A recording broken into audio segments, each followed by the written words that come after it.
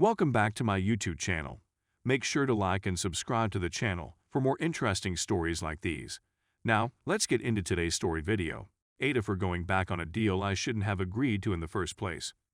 First, I'm very certain that I should not have agreed to this, so although I appreciate your feedback, please refrain from berating me too harshly. My roommate has many shortcomings as a person and hasn't always been the greatest, but he's been trying and making improvement as he struggles with major challenges in his life.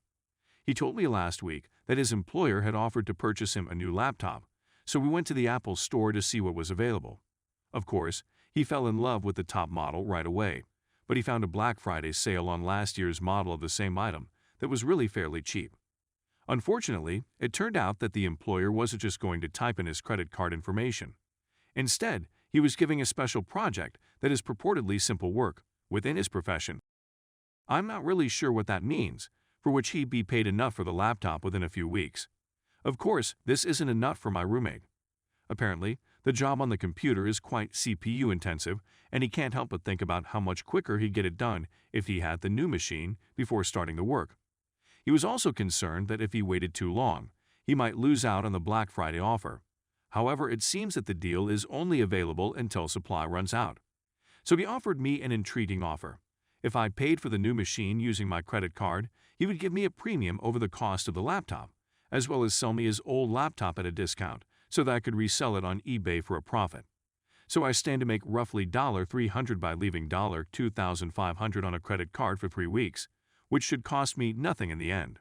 The problem is that I'm beginning to have significant concerns that this will work out. If he doesn't pay me by the credit card's due date at the beginning of next month, I won't have the funds to pay it off myself and will be forced to carry a balance, which would cost me money and interest and affect my creditworthiness. I've been thinking about a home equity loan recently. 2 major failed promises are the root of my skepticism. He owed me $200 in rent at the time I made the order, and he hadn't paid it yet. He also performs some side work for me and promised to complete a project for me by yesterday night. When I returned home, he was sleeping on the sofa, and the project was still unfinished. I opted to adjust the delivery choices at FedEx to avoid the laptop from being delivered before I received my money and papers. It's now concealed in my vehicle, and I'm really contemplating going to the Apple store to return it and wash my hands of the situation. I informed him this morning that I would keep the laptop until I got the money and the papers, and that I would demand him to sign a legal contract. But the more I think about it, the more I want to tell him that the entire thing is a shambles. At 1:00 this afternoon, he finally sent a half-completed paper to me, and I had to spend an hour editing it before I could submit it. I'm going to be chastised for submitting it so late. I really wanted to have it in first thing in the morning, and if I'd known he wasn't going to bring it, I would have done it myself. I depended on his word, on something reasonably basic. These papers shouldn't take more than 2 or 3 hours, and I handed him the project on Monday, and he let me down. So at this point, I'm simply scared that if I go through with this agreement, I'll be burnt. Is it me who is the jerk if I back out of it? Is it honor-bound for me to follow through since we've made a handshake agreement, or am I justified in reneging because his conduct has caused me to hesitate? Edit 1. I've decided to cancel the arranged transaction. I went to the store and returned the machine, so it's no longer physically in my possession. I still haven't spoken to the person about it. I'm terrified of it, but I'm trying my best to mentally prepare for it. Edit 2. It becomes much better in the second edit. I went to take a little sip of bourbon from the bottle I'd kept on my nightstand for a few days last night, and it looked curiously light. This corresponded with my roommate seeming inebriated, despite the fact that there were no empty containers in sight. So, before going for dinner today, I arranged everything in a manner that I could readily recognize. When I arrived home from supper, the bottle had shifted. So it turns out we have deeper issues, and I'm so pleased I listened to the suggestion to return the laptop. Update 1. That article was about a peculiar favor my roommate duped me into performing for him, purchasing a laptop on my credit card with the expectation of repayment when he was compensated for the job the laptop would allow him to accomplish. The opinion of this community and everyone else I spoke with was that my roommate was manipulating me and that I was a jerk for breaking the arrangement, but I truly didn't have an option.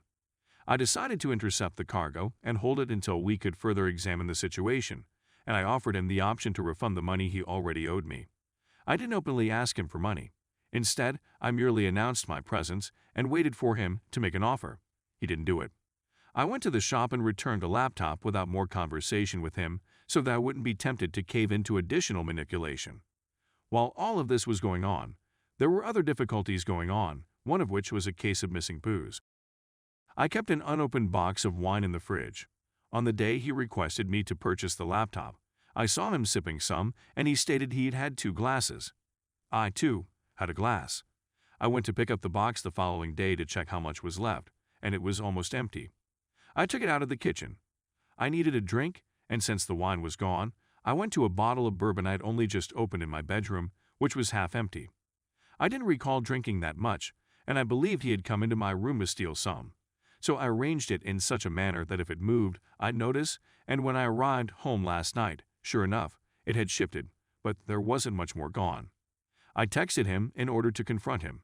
There was no response, and when I went to find him, he was asleep on the sofa. I was furious and ready to evict him because of this major violation of trust. When I was taking my daily meds this morning, I noticed that my Adderall container was quite light. There has to be at least 15 tablets missing. I was furious, but I needed to go to court, so I simply left. I texted him that this was the final straw and that he had no choice but to go.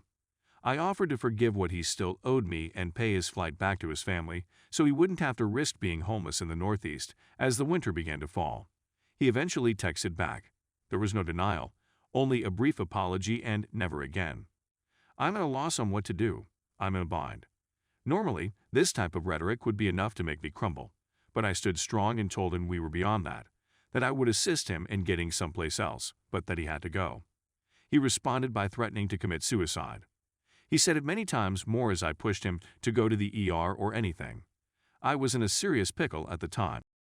I'm in another city right now, and I'm going to go to court. I'm an attorney. I couldn't exactly quit work to go take care of him, but I couldn't ignore a suicide threat.